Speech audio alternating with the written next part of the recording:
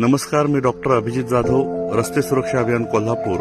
सध्या ऊस तोडीचा सीझन सुरू आहे आणि आपण बघू शकतो की अशा रस्त्याकडेला ऊसाने भरलेले ट्रेलर लावलेले असतात। याला कुठल्याही प्रकारचं रिफ्लेक्टर नसतं, त्यामुळे रात्रीच्या समयी या ट्रॉल्या न दिसल्यामुळे अपघात होऊ शकतो। माझी अशा या ट्रॅक्टर मालकांना नम्र विनंती आहे की याला आपण रिफ्लेक्टर लावून घ्यावं।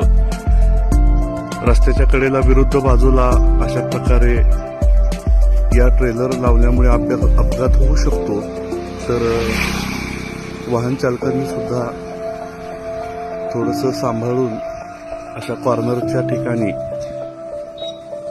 आपली गाडी चालवावी, प्रवास करावा, सुरक्षित प्रवास करावा। धन्यवाद।